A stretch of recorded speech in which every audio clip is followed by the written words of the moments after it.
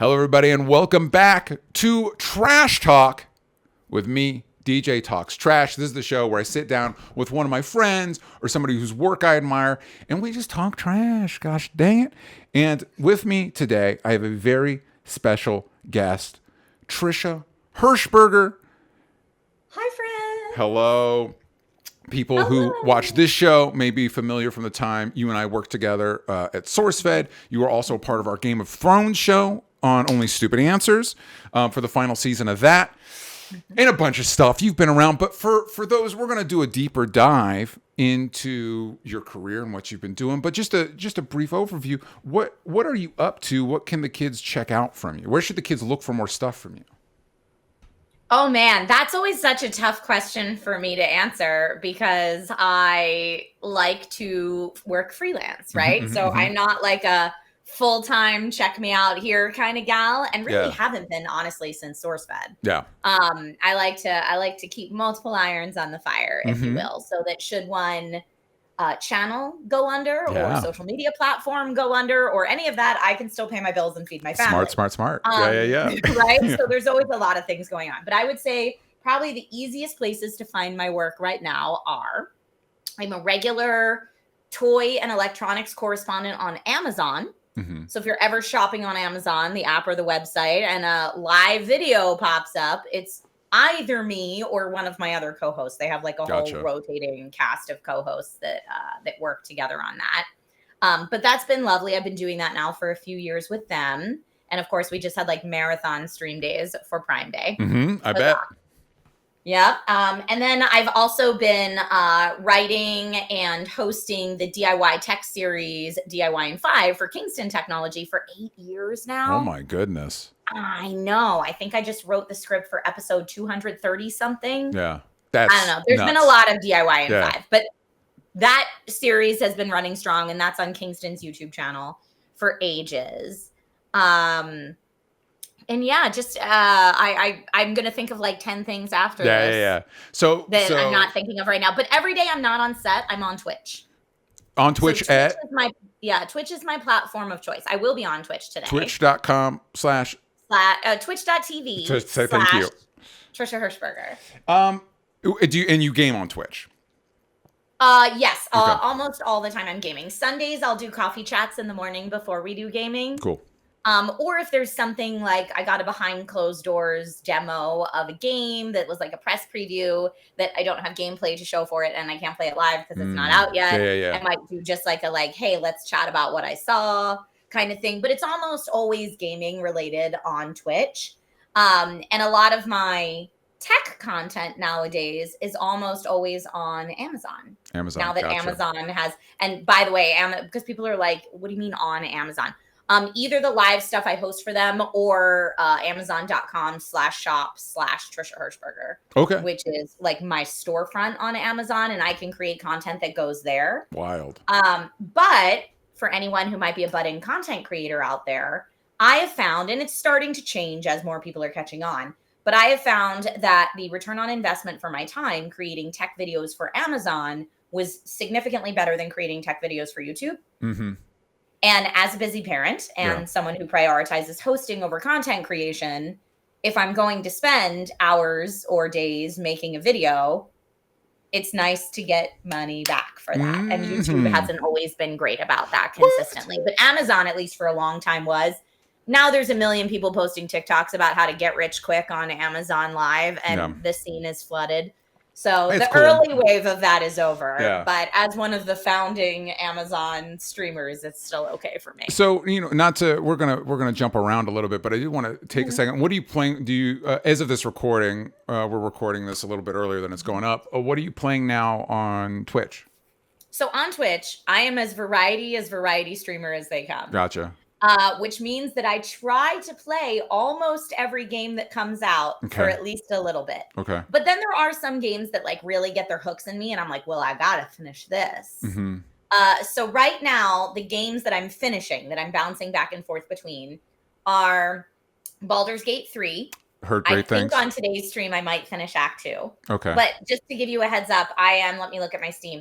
143 hours into this game, 144 hours into this game, and Jeez. about to finish Act 2. And you're playing that on PC?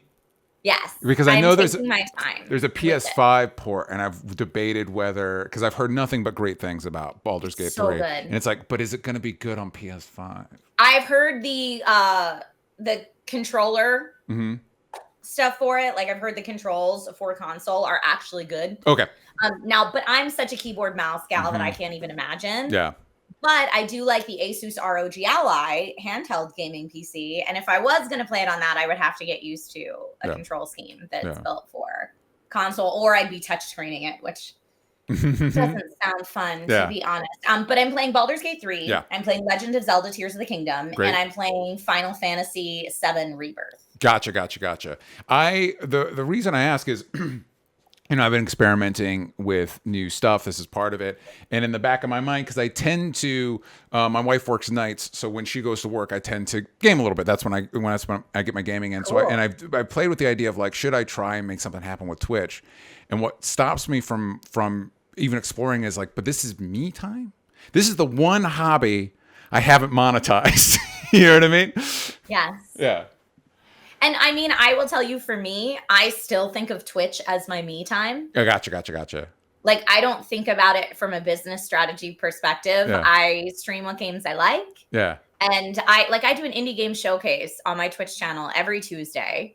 None of those indie games are bringing in new viewers that are seeking those indie games. Like, these are unheard of 10 Steam reviews or less titles most of the time. Yeah. But I just do it because I like it. I want to support indie devs. I want to support indie publishers. I like checking out brand new IP that's just not a rehash or a remaster of something from 20 years ago. Yeah. Like, I know what the trending games are. I know what I could be playing if I was trying to grow my numbers. But I always think that Twitch is my me time.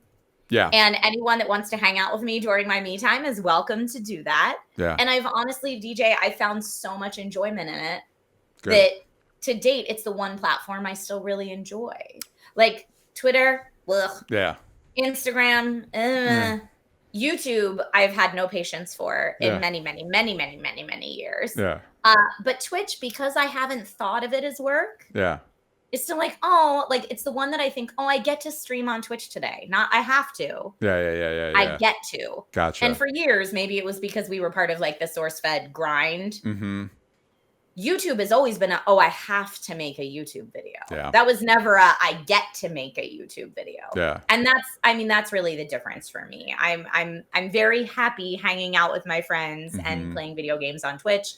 So work-wise, my main priority and what pays my bills is being on set hosting for whatever company needs a host at the time to host their content. And then on the days I'm not on set, I stream on Twitch. Gotcha. Well, listen, let me know in the comments if you all would be interested for me to start on Twitch. And no matter what you say, that won't happen at least for a few months, because I don't know what my gaming schedule is going to be looking like in a few months. But with that in mind, I like to start. This is something I stole from the OSA show. For those that are not familiar, I mean, I don't know how if you're finding this and you're not from OSA, God bless you. But I host a podcast network called Only Stupid Answers. We do a bunch of shows over there, like What We're Into and Mutant Academy and Spider-Versity, and the new show is Slash Pick. So you can check all that out over at Only Stupid Answers. But we used to have this segment called What We're Into, and it's something we like to do with guests to kind of like ease into the conversation, even though we're already there. But I wanted to ask you, Trisha, is there something you're reading or playing or watching that you're kind of like into right now? Well, I'm very into Baldur's Gate 3, but I feel like we've talked about that a bit already. Yeah. But that's really the thing that I'm playing that I can't stop thinking about. I'm watching The Boys, but I have not finished the latest season yet. Well, let me tell you what happens. No. No, that's okay. Nerdist already spoiled it for me. Good. On Instagram, and I was so mad. They have since deleted the post. Okay. Thank goodness. Because it was just a text graphic that said what happened at the end of the season finale. So like, you're scrolling your Instagram and boom, there it is. No spoiler warning, nothing. Yeah. And every comment on it was like, WTF. Yeah. But I'm watching The Boys. I love that show. I've loved that show since it first started. And that's without being an original comics fan. Yeah. So I found the comics from the show. Yeah. And then I am reading Three Body Problem because the series was coming, and I was like, well, I want to read the books before the series gets here. And so I'm just finishing the third book of Three Body Problem right now. Oh my goodness. Are they going to even? Are they going to get there? Like, because they've already, Netflix has done, because they didn't get through the full first book in the first season, did they? Do you know? They got through parts from all three of them. They are not going in book order at all. It is like, all right, good for them. There were definitely things that I had finished the first book and half the second book by the time I watched season 1 on Netflix. Yeah. And there were a lot of things that I were like, that's such a weird choice. Why did they do that for the show? And then I got to book 3 and I was like, oh, this is all book 3 stuff. Weird. I thought the show was just making it up. Yeah. And I'm like, oh no, this is all just stuff. Because the books are written like you follow this person's journey of it all. Then you follow this person's journey of it all. Gotcha. Then you follow all these things that happen. And the show is doing it in chronological order, which interweaves all of them. Gotcha.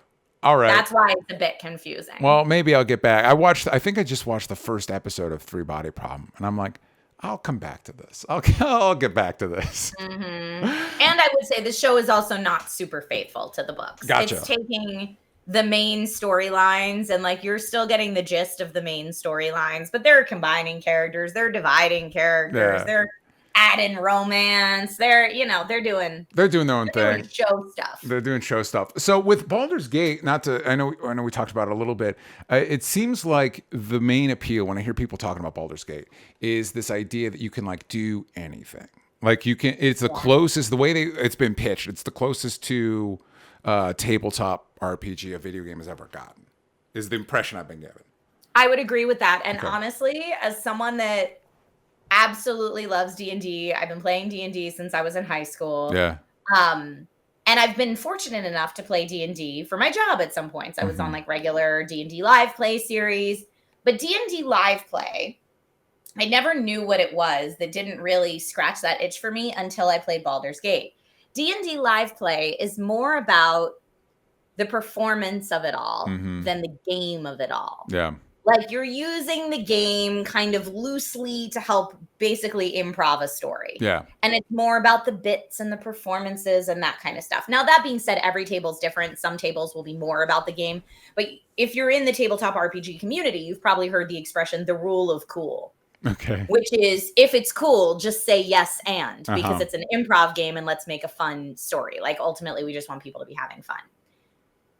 For me, fun is overcoming challenges and obstacles. Yeah.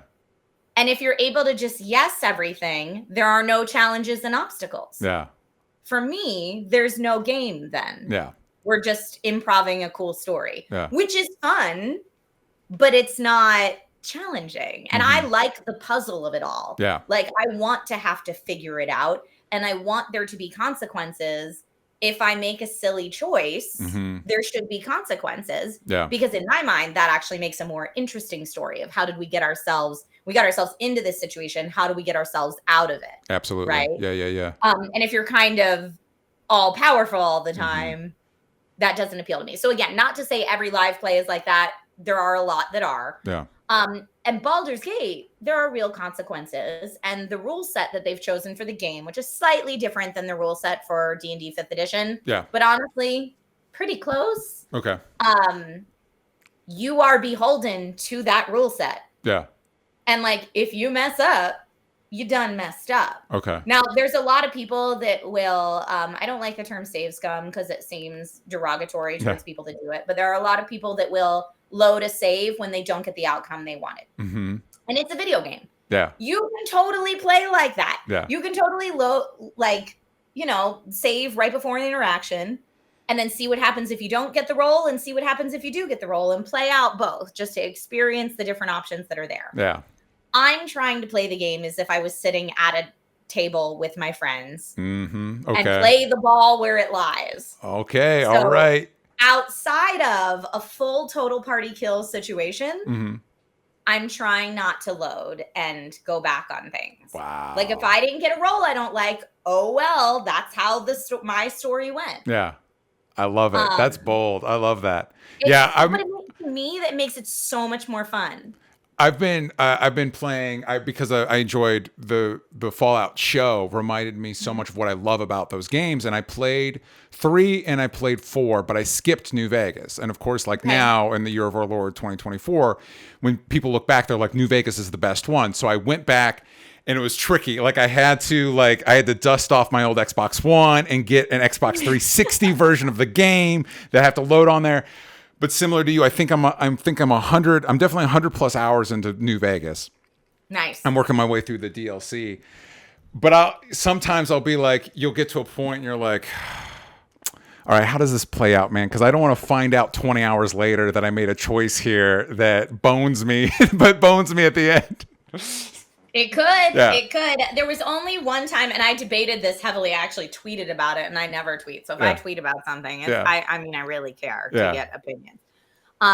There was a decision or an outcome of a battle early in Act 2 for me in Baldurs Gate 3 that I was like, whoo, that was scary, but I got out of it, right? Yeah. And my whole Twitch chat was like, you've just lost 30% of the game. You won't even get to access 30% of the game because of that outcome. Yeah. And they were like, you have to load. Yeah. You have to load and do it again. Yeah. And I was so upset because I was like, no, this is my timeline. Mm-hmm. But then on the other hand, I'm 140 hours in and only in the end of Act 2. I'm probably not going to play the game all the way through again. Yeah. Uh-huh. Yeah. And I don't want to miss 30% of the game. Yeah. So I was like, absolutely torn up for days, DJ. Yeah. About what I was going to do. And I ended up loading and getting the outcome that chat said I needed to access the last 30% of the game. All right. Because I was like, I don't want to not experience the game. Yeah. But I saved that manual save is at that timeline split. Yeah. And I was like, when I do go back and play this, I'm finishing out that timeline. That timeline. I love that. I love that. That's kind of the thing is I try to find this happy balance of like, because I don't want to know. I don't want to spoil it for myself, and I want to experience it the way I would experience the decisions I would make. It's just occasionally when you're like, this is going to be, it's that thing of like, I don't want to get another like 50 hours in. Right. And then find out like there was this whole thing I didn't get to do because of that. Because like I'm not going to sink another 100 plus hours into New Vegas. It's not happening. I think the new Dragon Age is coming up. You're not going to have 100 plus hours to play. I'm not going to have 100 plus hours anyway. And then like I think the new Dragon Age comes out in a few months. It's like who knows if that's going to be any good, but I'm going to want to play it, you know? Oh, I've seen the first hour of it. It's good. Oh, good. You know, because I remember here was my hesitation. I remember how excited I was for Mass Effect Andromeda. Okay. And I got it day one, and then it was like, oof. It was, you know what I mean? And so it's like, it's been years since Dragon Age, 3? And so it's like, who knows what 4 is going to be like, but I like those games. I played the first, I didn't play. I got to see a behind closed door demo of the first hour, which means that like one of the dev team was playing it, but I watched it on a big screen. Yeah. And it was cool. Cool. I'm excited. I don't know when I'm going to get to play it, but I'm very excited. So, segueing off of this a little bit, tell me a little bit. I like when I have my guests on because, you know, you and I have been friends for a long time, but I don't know that I know your story. Like, what motivated you to come out here? How did you end up? Where did you end up? You know, what was your career trajectory? Did you always want to be doing the type of thing that you're doing now? Ooh, that's a juicy question. Yeah. I love this. What's your origin story? Basically, yeah. Yeah. Well, for me, I was a weird kid. I didn't have a lot of friends, but I was like, somehow in my brain, I was like, I'm going to show them all. I'm going to be a movie star. Yep.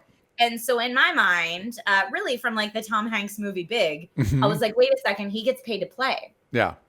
I want to get paid to play. And then I thought, okay, what's the job where people get paid to play make-believe. Yeah. It's called acting. And I watched a lot of movies. So I was like, that's it. I'm going to be a movie star, clearly. Yeah. And it didn't matter that I like had no friends and was not popular at all because as a kid, I wasn't thinking this entire industry is about who you know. Yeah. And you better be good at networking. I was just like, nah, clearly I'm going to be Dorothy in Wizard of Oz. You know what I mean? Like Yeah, This is what I'm going to do with my life. That's something they don't tell you when you sign up. You're like, okay, so I want to be a writer, so I need to focus on the craft of writing and get really good at that. That's not really what matters. That's not really what matters. No, well, at least it doesn't get you paid to write. Yeah. That's the part of it you miss. You can act or write all you want with your craft. You're just not actually getting paid for it unless you master the other part. So anyway, there's like 5-year-old me, dressing up like Scarlett O'Hara for Halloween and like, I'm gonna be a movie star. Really into the movie scene. I bought all these like behind the scenes productions of my favorite movies, big picture coffee table books, and try to learn everything I could about the movie industry. But I grew up in a small town. So there were no movies or auditions or anything. The closest I could do was community theater. Yeah. So I did a lot of community theater as a kid. I went to theater camps in the summer. I taught theater camps in the summer as my high school summer job. And then I majored in theater in college because, again, I was never privy to like the industry of it all. Mm-hmm. And like, no, well, if you want to do movies, you actually need to get in with casting directors and agents and like didn't know any of that. Yep. I mean, my dad was a mechanic and my mom was a dental hygienist. Yep. So like they had no insight, grew up in rural Pennsylvania, but I just knew I liked to act. Mm-hmm. So I majored in theater in college. And then after that, I can't sing or dance. So musical theater is not my bag. Yeah. No one's hiring Trisha for that. After that, I was like, okay, well, now I'm trained in like Shakespeare and Chekhov and no one hires you or pays you for those things either, by the way. That's all the craft part of it. And I thought after college, I can either go to New York or LA if I want to make a go at this, because I had moved into Philadelphia, which was my closest major city. And I got an agent right away. And I started going on auditions for like small local commercials. And I even booked a few of those. Yeah. But it was like, okay, you booked a small local commercial and it pays $350. And I was like, yes, woo! And if you think $350 for one day of work, you're like, hey, that's pretty good. When that's the only day of work you have all year, because it's the only job you've booked, $350 for the year does not a career make. So you still need your day job or, waiting tables, bartending, whatever it is you're doing as your day job. Yeah. And so I thought, at this point, I either have to go to New York or LA if I want this to be more than a side hustle hobby thing. And so I came out to LA to check it out and was like, oh my gosh, the weather and the palm trees. And I realized I could live in LA for the same amount of money I was paying for my apartment in Philly. Wow. And granted, I needed more roommates. Yeah. Mm-hmm. Okay. There it is. But I was like, that's okay. I was going to be like, Philly, what are you doing, Philly? I'm used to roommates. Yeah. Like, no big deal. I got this. Like, I was like, I'm prepared to like live in a cardboard box and make a name for myself in Hollywood. Yeah. So I packed my little Honda Civic full of everything I could fit in it and drove from Pennsylvania to Los Angeles and put an ad on Craigslist for 3 roommates. Wow. Seeking 3 roommates. And I met up with people at Starbucks and like just was like, I get a good vibe or I don't get a good vibe. Yeah. And like, do you have first, last, and security deposit? Yeah. And if you do, you're in. And so I found 3 people randomly and we had 4 roommates in a 2-bed, 2-bath apartment. And that's how we made rent and utilities work my first year. Yeah. And I just, I applied for a bunch of different day jobs and I got a day job. Eventually, I got the day job that I held for 6 years, which was waiting tables for Disney. Okay. At their ice cream parlor right next to the El Capitan. Got it. And that was a great day job because it had health benefits. Yep. So I was waiting tables. I was making decent money waiting tables, and I had health care. And then I was auditioning whenever I can. And I was still doing theater out here in LA to like, write to casting directors like, hey, come see me in the show on my little postcard. None of them ever do. That is such a baloney. Unless you're connected, no one's coming to see your play. But anyway, you do it anyway. Yeah. And as soon as I got out here, I was told, take your 4-year college degree off your resume because it ages you. Cool. So and I cool. was like, oh, I'm sorry, what? Yeah. Yeah, I just spent 4 years studying the craft of acting and I can't even put it on my resume because you're trying to sell me as 18 to play younger. Yeah. Okay, neat. Yeah, but there were a couple moments like that in my life that were just a real smack in the face of reality. And just talking to people that were like, I just moved here and I've never acted before in my life, but my dad knows the head of NBC, so I have an under 5 role on CIS next week. Isn't that neat? Yeah. And I'm like, wow, okay. And so I quickly realized that it has very little to do with like whether you can actually act. Yeah. and much more to do with, can you even get in the door? Yeah. And so that was a little disheartening, but I stuck at it for a while. And I took classes. I took a hosting class. I took voiceover classes. I took classes to like try to expand what I could do and what hireable services I could offer. And I had moderate successes here and there. I joined SAG after a couple years from, I think, a hair commercial I booked. Yeah. Like just like random things. I was Eva Longoria's hair in a L'Oreal commercial. Nice. I think that's how I got my SAG card. Nice. But random stuff. And then, one day, one of the crappy auditions I went to was looking for online news host. Mm-hmm. And normally the part of the audition where I lose the job, which is when they ask me what I'm into. Yeah. Because normally for hosting jobs, it was like red carpet hosts. And they want to know, what do you know about celebrity gossip? Yeah, gotcha. And I'm like, oh God, nothing. Yeah. But this online news host job was like, what do you know about video games? And I'm thinking, this has nothing to do with news. Yeah. But like, all right, I know a lot about video games. Yeah. Let's just have a chill conversation about it. And they were like, what do you know about tech? And at the time, my day job was working in marketing for Samsung's IT department. Nice. I'd moved from waiting tables into doing marketing for Samsung. And I was like, well, I have a bag full of phones and laptops and tablets that I'm happy to run you through like what they all are right now if you want that. Yeah. And they were like, okay, cool. And then I left that audition and thought, I have no idea what this was for, but I think I nailed it. Mm-hmm. Like, I don't think it was actually for the news. Yeah. And then the next day they were like, can you come in for a screen test? Again, I don't know what this job is. Yeah. And I come in for a screen test, I think. And they're like, did you bring a laptop? And I'm like, no. Mm-hmm. Like, this is a screen test. Yeah. You should be having me stand in front of a camera and like, I don't know, show profiles or read something. Mm-hmm. But they were like, no, you need to write a news story, a script for you and another person. Yeah. You have about an hour to do that. And then we'll film you in a room. And I was like, okay, here I am thinking nothing in any of this process said script writing or journalism or anything about that. Yep. It was a hosting job. Yeah. But I'm like, all right, I mean, I guess I'm here. So let me whip out my cell phone and like find a news story and like write a script for two people, I guess. Yeah. And then they brought me into the now infamous white room of SourceFed. Yeah. And stood me with Elliot Morgan, who I did not know. Yeah.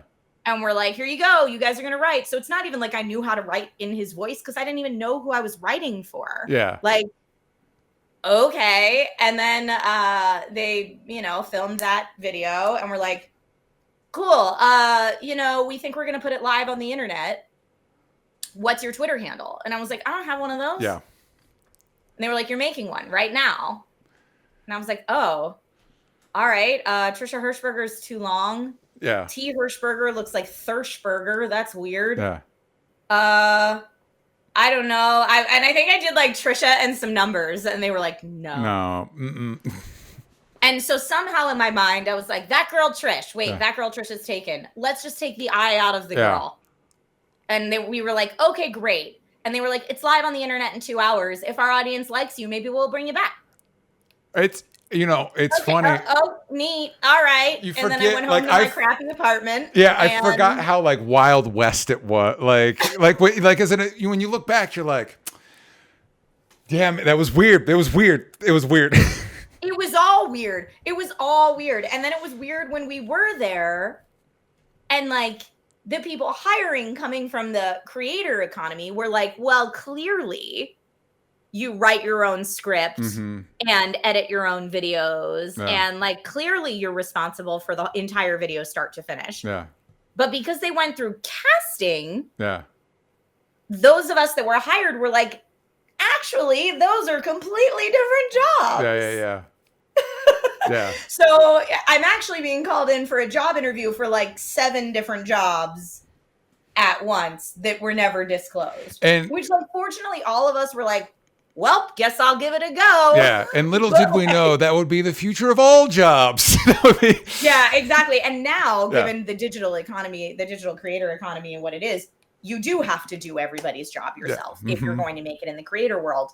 But you could see how Philip DeFranco, coming from the creator world, having zero, professional experience in traditional Hollywood, was like, well, clearly you do everything. Yeah. You're lucky I'm giving you editors sometimes. Mm-hmm. And for us, we were like, you hired host. Yeah. This is much more than host, to be fair. But like I said, we were all kind of willing to play ball and just go with it and see what happens. Mm-hmm. And it worked out. But the one thing I will say that was great about that job is it expanded my thinking to different ways to monetize than, I was coming into it from a classically trained actor perspective. Yeah. So I was like, I'm going to go to auditions. I'm going to get hired for jobs or I'm not. And I'm going to get paid on the paydays that I have where they cast me in something. Yeah. And it really opened my mind to, no, Trisha, just make the thing yourself. Mm-hmm. And you can find ways to monetize that. You don't need to go through the Hollywood gatekeepery. My uncle knows the head of NBC Universal Casting. Yeah. You can just bypass all that. Yeah. And that was amazing. That was a real mind-blowing experience for me, just, learning that and learning how to do it all. Well, but ever since then, when I was like, wait, I can just get paid if I make it myself, I've turned away from the more traditional Hollywood stuff. Yeah. Because I don't have the family connections and the ins that a lot of people have. And it's very difficult to make it, as you know, DJ. Yeah. All the stories you hear about, George Clooney was just out walking his dog when he was discovered. And you're like, yeah, he's also related to 90% of Hollywood. Yeah. Yeah. That's the thing. The other thing, I don't know that people appreciate that, there's a lot of conversations recently about Nepo babies and all that kind of thing. But there's also the thing that you don't think about where you don't even need to necessarily be related to somebody in Hollywood. But if you're born rich, you've got access to the things if you're able to afford film school without the crushing debt that entails, you know what I mean? That's helpful if because there's several actors or I don't want to name names or throw anybody under the bus, but there's at least one popular actress that was married to a prince for a minute before they were famous. And it's because they're running in social circles. Yes. That, if you're coming from Pennsylvania or from Tampa, Florida, you're not, you know what I mean? Unless you're amazing at networking and I wish I had that skill set. Yeah. I am not a natural charisma 20. Yeah. Same. But some people are and good for them. I actually had an agent tell me once, I had an agent meeting that as soon as he realized I was waiting tables for Disney, he was like, oh, we can't work with you. We don't work with people with day jobs. Cool. So again, a very stark, only the rich can play in this game. Well, and even because I'm okay, so you only work with trust fund babies? Yeah. Even to the degree that if you're able to take an unpaid internship, that can help you in there, but it's unpaid. Mm-hmm. So you need the resources. And this is not to say, by the way, I'm very blessed. You know what I mean? I'm not rolling in dough, but it's I'm pretty solidly middle class, and that's still pretty great. You know what I mean? I still, it's just one of those, it's not like a lot of things in America. It's not the meritocracy that you're sold on it being all the time. Yes. But so we're at SourceFed. That's where you and I meet. I was one of those editors, and that was one of those weird, they had us come in and we had to do a speed run. It was basically a timed, here's your thing and here's how you got to get the edit done. No pressure. Yeah. And it was a weird, and then you've got to, and I came in and I was more good. I was better at editing than filming, but you had to know all the camera stuff. So I had to bullshit my way through that one. And unfortunately it wasn't too complex. Yeah, it was weird. Yeah, it's you bringing that up. It's that was. Now I can look back and be like, this isn't how people hire for jobs, right? This isn't normal, right? That, right? They didn't. Spoiler alert, they didn't know that. Anyway, but so we're there. We're at SourceFed. How long were you at? Because I was there for a little bit. 3 years. I was 3 years, 2012 to 2015. I was full time there. And I was there until they kicked us all out. So then what motivated you to move away from SourceFed? The $1 million question that I don't know that anyone is ever completely honest about. Yeah.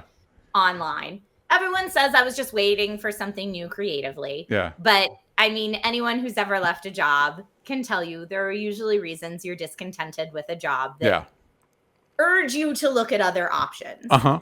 And so I will say there were reasons that I was looking at other options There you go. for a bit Yeah. before I found something that I felt like might be a better fit for me. Yeah. And then at that point, I didn't know at that point that I didn't want to go anywhere else full time. Mm-hmm.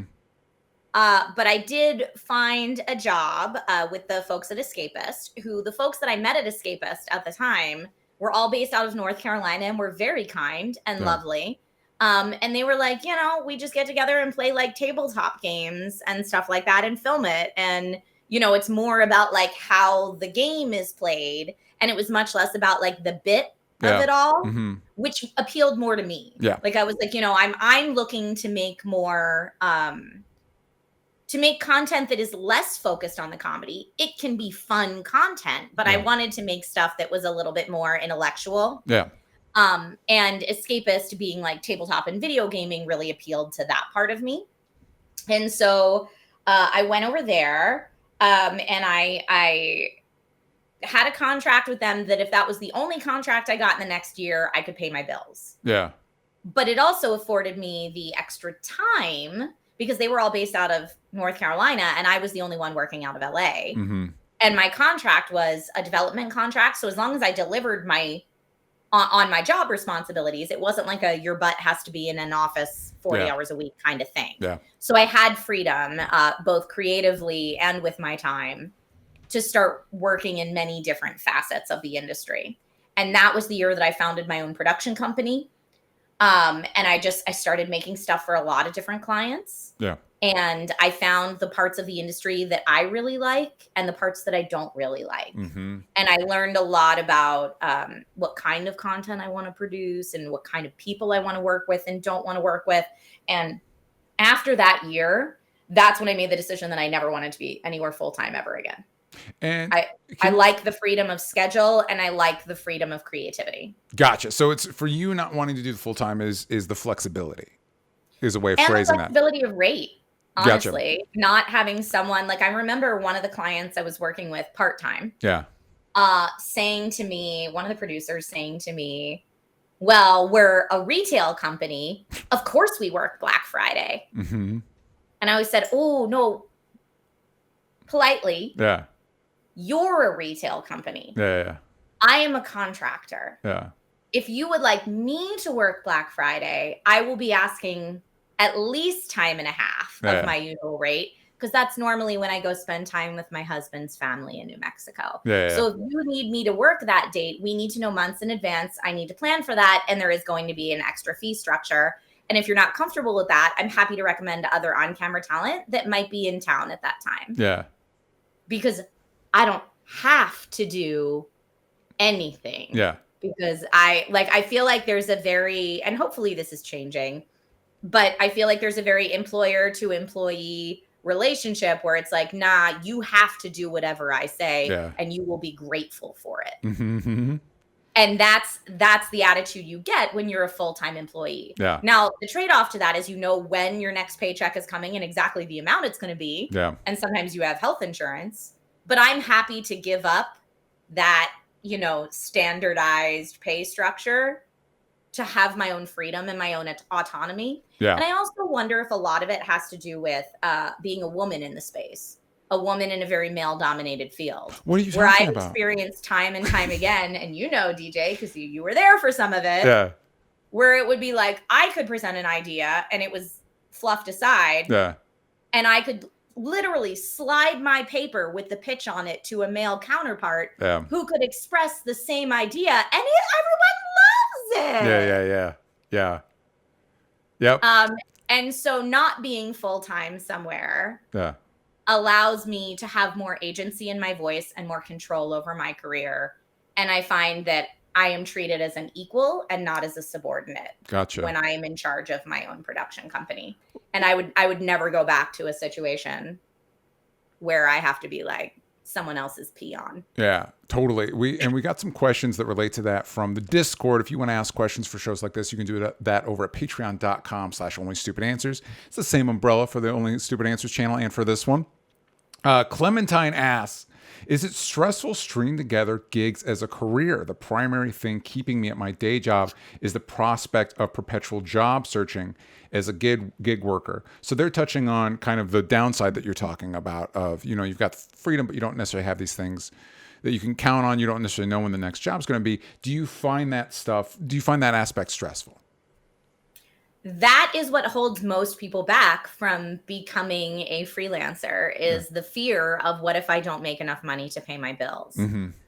And so the way I did it is I made sure that I had at least one recurring contract that would pay the bare minimum of my bills. Gotcha. If I booked nothing else for that year. Yeah. And I was like, okay, this is giving me the confidence to walk away from the full-time thing. Know at bare minimum my bases are covered. And then see how it goes. Mm-hmm. And so I think you need to have a real honest conversation with yourself of how marketable do I think my skill set is? Mm-hmm. And also how much am I willing to market it? Yeah. Right? Because even to date, like even on the days that I'm Twitch streaming in the afternoon, my entire morning is usually meetings, invoices. Mm-hmm. Like that's all the stuff that gets me the next job. Yeah. And so I always think of it as, even if I'm not on set, I still work Monday through Friday. Yeah, totally. And I sit down in an office from 8 a.m. till 6 p.m., usually Monday through Friday. And if I'm not on a job, I'm hustling up the next job. Mm-hmm. So realistically, are you the type of personality that likes that? Yeah. And it's totally okay if you don't. Like, that's why there's different job prospects for different type of people. I kind of think of it like a game. Like I'm trying to get the high score all the time. So it's fun for me to sit there and like go through different casting notices, go through like maybe take a voiceover class, find out who's hiring what and where, and how can I maybe get in on that and build out my team as far as a talent manager. Like, and those things are going to look very different to different types of people. But like one of my friends, who's not in the industry at all, just made something really cool for her mom. Mm-hmm. And my brain immediately went, oh, this is the best thing ever. You need to sell it on Etsy. You can quit your day job. You'll be like self-employed. And she was like, no. Yeah. She's like, I have no interest in that. But I'm like, look, if you can bang these things out in 5 to 10 hours and you can charge this much, this is a job. Yeah. Like, that's how my brain works. Got it. Yeah. So if you can be honest with yourself and say like, my brain would enjoy that. Yeah. And like, I'm happy with like, the more I hustle, the more money I can make type of career, then go for it. Everyone I know, honestly, that's taken a look at it and been like, I'm so scared to leave the steady thing because I don't know that I'll make enough. Almost everyone I know that I've said like, hey, just do it. Just do it for a year. See how it goes. They have all earned more money freelance than they ever did at their full-time job. Now, one might argue they work a lot harder. Yeah. They work more hours in the week. Yeah. But that's the trade-off. Yeah. It's also got to be, I think you're totally right in everything you're saying. And you also have to figure out and this isn't going to be a stagnant answer. It's going to evolve over time. But like, what do you want? What are you trying to achieve in your life? What brings you joy? You know what I mean? Or peace of mind, or, you know what I mean? Whatever you're looking for. I wouldn't mind a stable paycheck again. I wouldn't, you know what I mean? That's not in the cards at the moment, but it's, there's part of me that's like, that was nice. Yeah.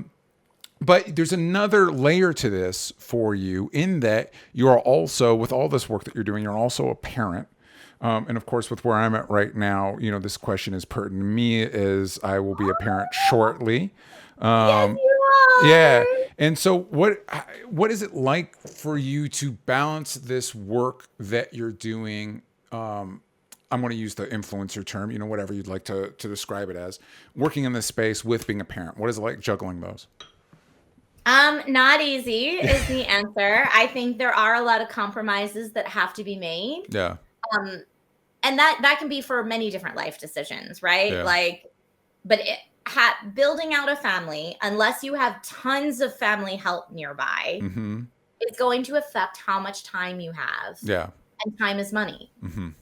So if you have less time to work, you're going to make less money. You're going to, not perform maybe to the level that you were when you had all the time in the world. And I would say it's not just kids that can factor into that. Getting into a steady relationship can factor into that. Yeah. Having an ailing parent can factor into that. Having medical issues yourself can factor into that. Like, there are all types of things that can happen in life that may not afford you the 21-year-old hustle mentality where you have endless amounts of energy and very few life responsibilities and can work 24/7.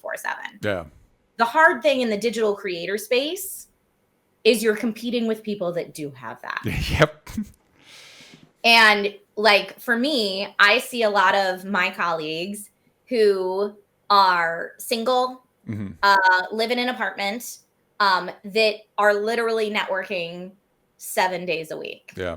They're going out to clubs every night and networking. They're going out to everybody's parties and game nights. And like, they are just able to put in more FaceTime than I could but these are the life decisions we make, right? Yeah. So you have to figure what's important to you and ultimately what do you want out of life. So for me, and this is going to be different for everybody, for me, when I decided I wanted to start a family, I knew that meant I was going to have to be okay with maybe not constant growth on everything. Yeah. Whether it's a plateau or like a little bit of this, or I knew that work was going to have to take a back seat. Yeah. And the people who were able to put 150% into work were going to rise faster than I was. Yeah. But I decided that was the choice that I wanted for me. And it's a personal decision for everyone. And I have friends who have had multiple children and it hasn't affected their careers because they've got like 2 sets of grandparents that live 5 minutes down the street and a full-time nanny. And they're still able to work 7 days a week because someone else is watching their children. That is not the reality of my situation. Yeah. And honestly, a part of the reason that I can work as much as I do now, especially the travel jobs, like I was in Taiwan twice this past year for work. I wouldn't be able to take those jobs if my husband hadn't decided to be the stay-at-home parent a couple of years ago. Wow. So my husband is now the stay-at-home parent, which is why I can work as much as I do. Yeah. But for the first 3.5 years of my son's life, that was definitely not the case. Yeah, and I think that's an interesting component to the conversation. You and I are in a similar boat that I don't have family out here, so that makes things a little bit more complicated. And of the two of us, my wife and I, her job is more stable and also provides us health care. So, that's the answer. Yeah. So it doesn't even make sense to have a conversation. Well, which one of us should be at home? Or it's like, that's not even going to factor into it. So yeah. And so those are, and I totally understand what you mean about those compromises and those decisions. And also, like, cause I was developing a project earlier in the year and it just was not coming together the way I had hoped. And it was a bummer because it's one I'd worked on for years, for a long, long time. And it was one of those moments where it's like, you know what? If I was still in my 20s, I could push through and make this work.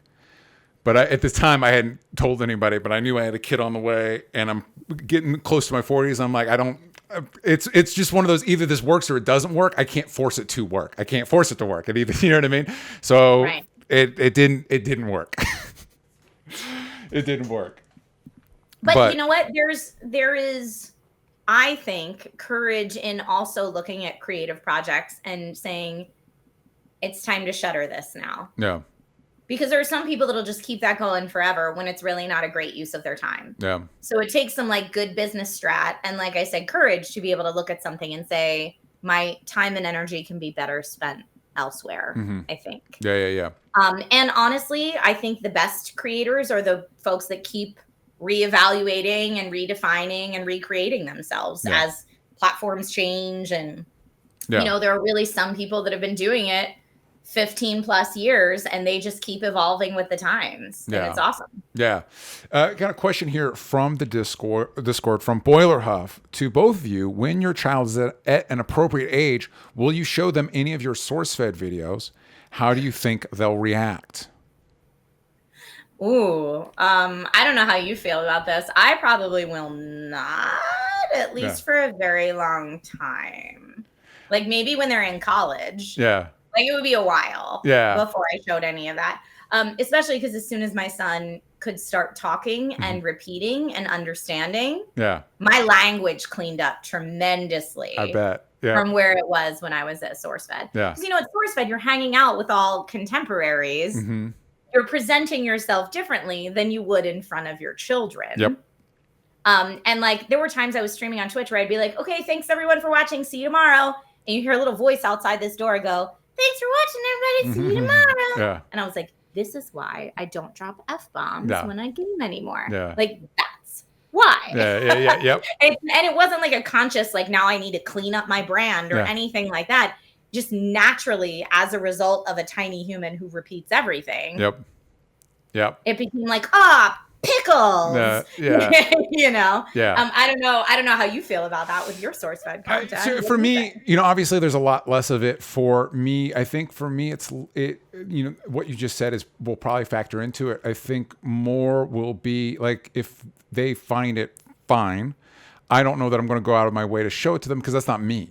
That's not my work. That's something I did for SourceFed. That's something, you know what I mean? So what would be more, I would be more interested in having my kids evaluate, and it's been kind of become my paradigm for that stuff. Cause like we've been talking about, I guess this is my personal channel, so it's reasonable to get more personal. As you try to evaluate where you want your career to go and where it is, and what type of work you want to produce and what type of work you want to be known for. I was visiting my folks, and I had some of the stuff as a kid. These like stupid comics I hand drew or whatever when I was a kid, and my parents still have them.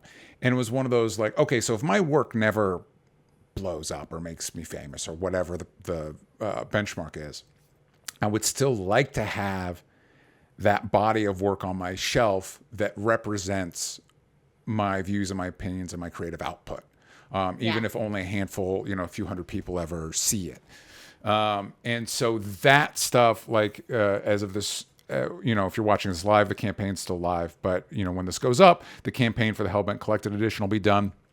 Having that on my shelf as part of that campaign of Collected Chaos Theory I'm working on. And even those were kind of like me experimenting with stuff, but I don't know that they fully reflect the work I would like to be known for. So I'm developing a few other projects that kind of reflect that more. So that body of work, I'd be more interested when my kids are older. I'm working on a new project now that's a little bit more like PG-13 accessible as opposed to my previous stuff, which is not that. Hellbent specifically is not that. So like you said, they're going to have to be older before they check that. I'm going to be okay with them checking that out. But that's the stuff. The way you speak in a room full of your contemporaries at like a bar or something like that is very different than the way you speak in front of family. Yeah, well, in the comic, like Hellbent specifically is supposed to be like boundary pushing and stuff like that, and that's what it's designed to be. So they're going to have to be a little bit older before they check that out. But that's the stuff I'd be more interested in exposing them to, even over something like OSA or this, because I feel like that work is more reflective of who I am and who I want to be. But SourceFed's definitely going to be like, look, like, I mean, yeah, I guess if you find it, but well, and that's, I mean, similar to me, like we were very, the hosts of SourceFed, especially in the early days, were very like almost crafted to be a certain way. Mm-hmm. Like they wanted us to be us, but also like for the women, they were also like, but sexy, sexy. Yeah. And it was like, I don't know. I'm like the awkward girl. Yeah. I can maybe sexy by accident, but there were definitely some SourceFed videos that I look back at and I'm like, ugh. Yeah. I don't like how that came off. Yeah. And it's mostly just, I feel like cringe because I feel like it's me trying to be sexy, which like, I'm not good at that. Yeah. Like it's just, and I feel like my work now is much more representative of who I am. Yeah, exactly. And you grow, and like even then, I'm thinking of the SourceFed. Like I don't know how. I'm trying to remember back of how far. I grew up in a pretty religious, conservative community, and I was pretty much out of that by the time I was in SourceFed. But I'm sure I expressed stuff that I'm like, well, I don't. That's not how I feel now. That's not. I don't. Me too. And I was actually SourceFed times was really interesting for me because I was in the midst of kind of a life shift. Yeah.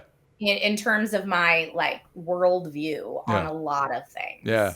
And so there were some issues that I was kind of like never willing to express an opinion on. And it's because I hadn't really figured out where I stood on things based on how I was raised versus new information I was learning. And I mean, when we covered the 2012 presidential election, I think I may have said I didn't vote that year. Yeah. Which like now I'm like, oh God, Trisha, educate yourself and vote. Yeah, but like I was young. Yeah. And I wasn't really sure, like it was. Yeah, exactly. And that's the thing is like, I always, it's, I'm not prominent enough for it to matter, but I'm always like worried, like, where was I when I was at SourceFed? And did I say something that somebody's going to clip out at some point and be like, well, listen, that was then, that's not me now.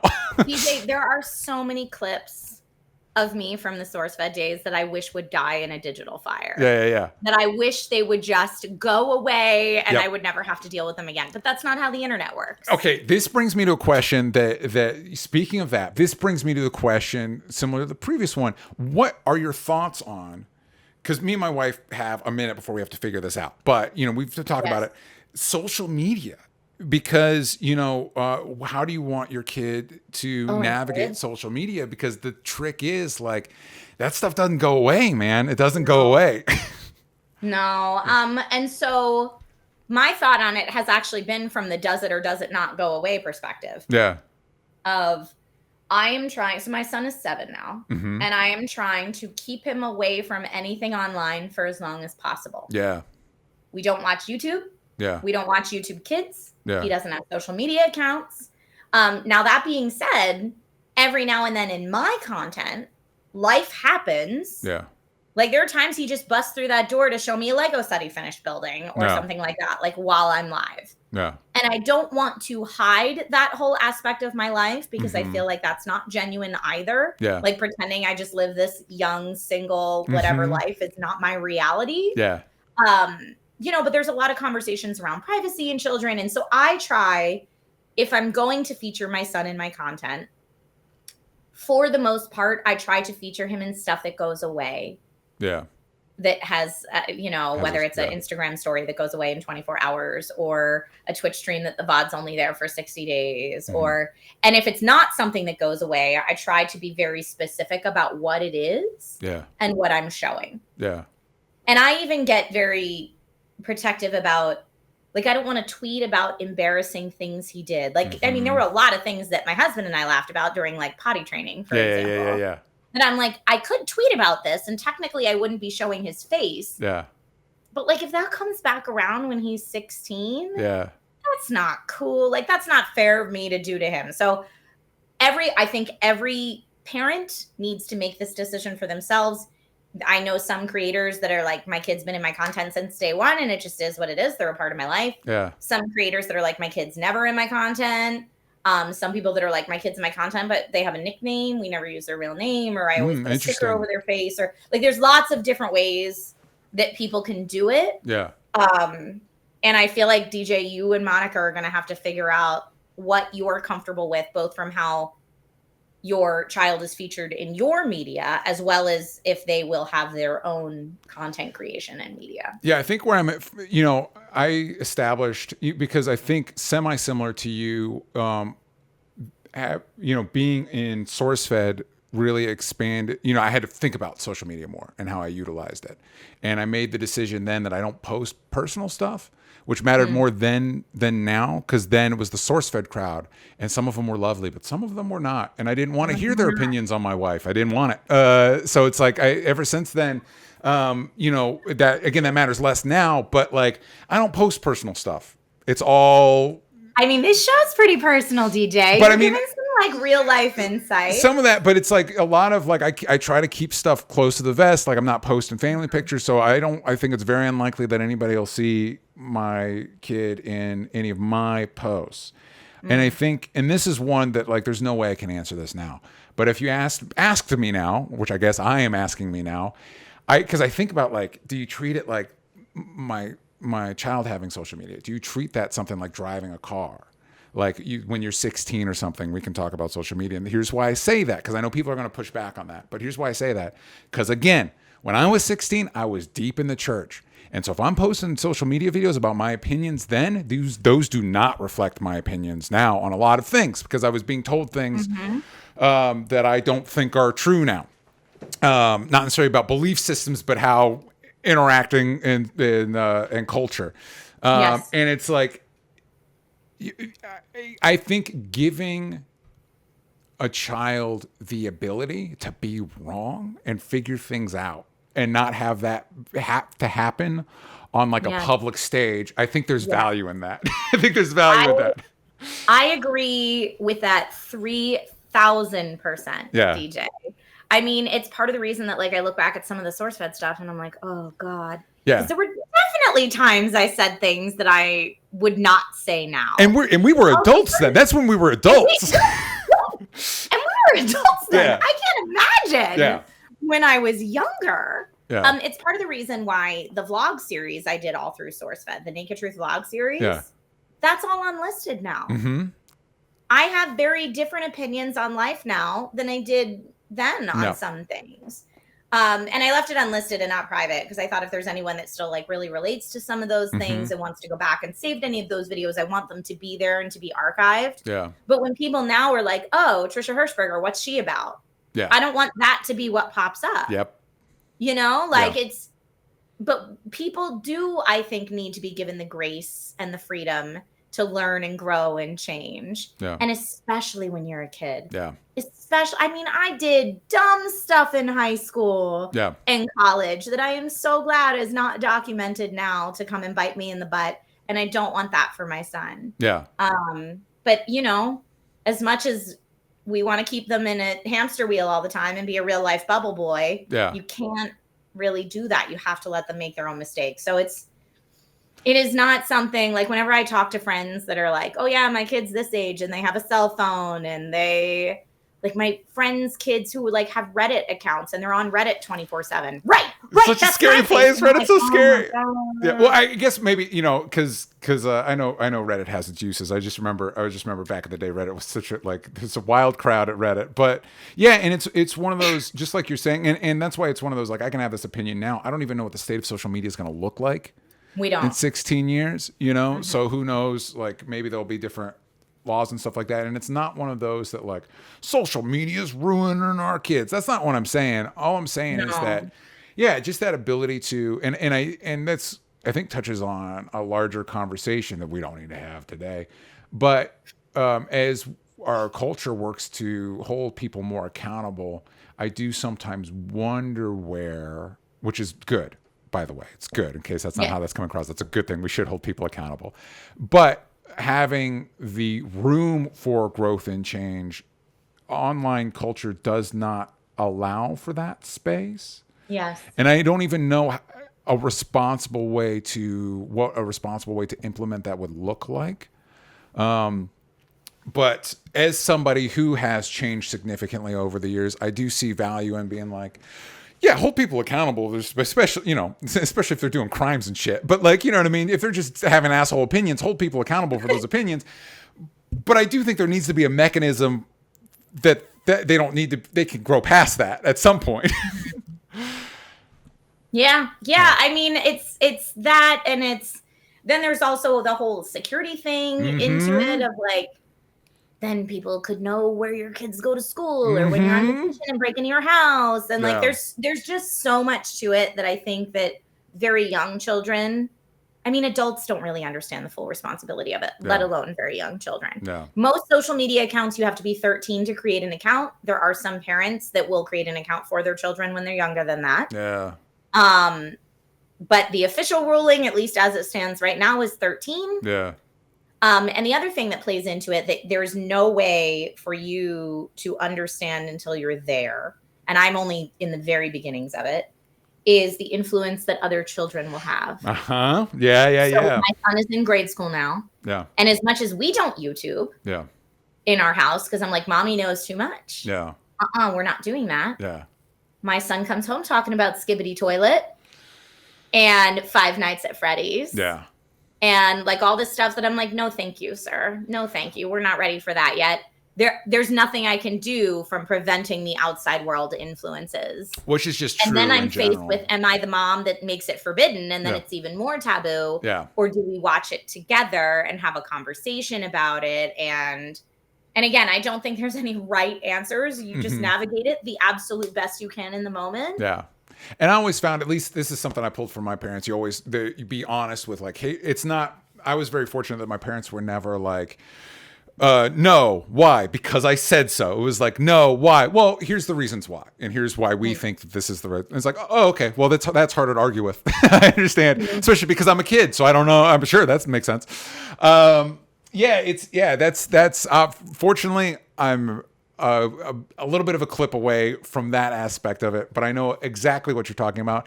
And the other thing that we touched on a little bit in our pre-show, this actually might have been before we got on the air at all, that makes that stuff, when you're talking about, when you said like, okay, no, YouTube, it's like, yeah, especially now with all the AI garbage that is specifically targeting kids, which is like, that's messed up.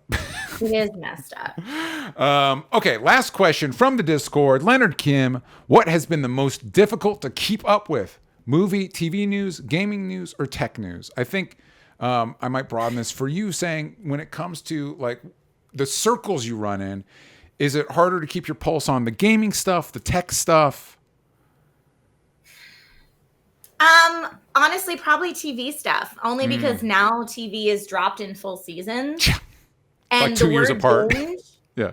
Totally leaves your vocabulary if you have a child you have to take care of. Yeah. I don't have a day. Like my husband and I will laugh. Like, remember when we just used to like stay in bed all day on a Saturday and watch like all 3 Lord of the Rings films, extended editions back to back? Remember that?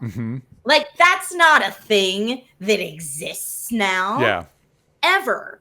And so whenever people are like having the episodic release versus a full season at once, I am firmly in the episodic release camp. Same. I don't have time to watch 14 episodes of TV in the first 24 hours and then have it spoiled for me by everybody else. Yeah. Like, I just can't keep up. Like, I love The Boys. I'm not done this season yet.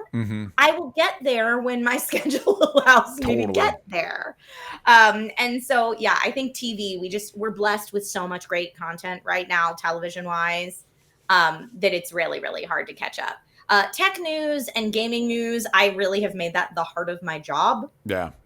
So it's part of my work day to get to see that stuff. Like you mentioned Dragon Age, and I'm like, oh, I got to see that at Summer Game Fest. Like, or, oh, tech stuff. I was just out of Computex and I saw this, that, and the other, because that's job related for me. But like, comic books, I've never really been super up on. I wish. I have like my 1 or 2 that I read, and I know. Yeah.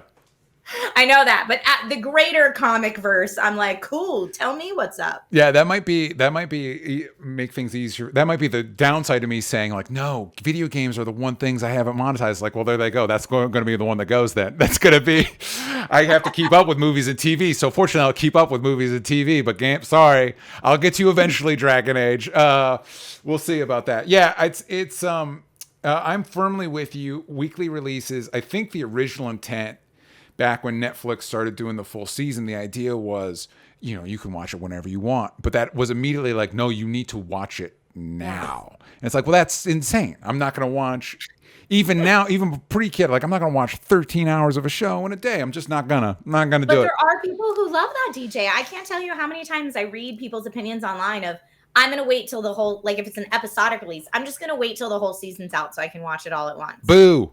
That's the thing people do. Don't do that to yourself. Enjoy it. Enjoy that nice little, like, I love that. It kind of blew my mind that House of the Dragon even isn't doing that, like releasing 2 or 3 at once. They're like, no, 1 episode a week. We know you'll be here. That's why I'm caught up on House of the Dragon. Yes. That's why I'm current on it, because Yep. I have the time. And it's also interesting. I have a couple friends who write professionally for television.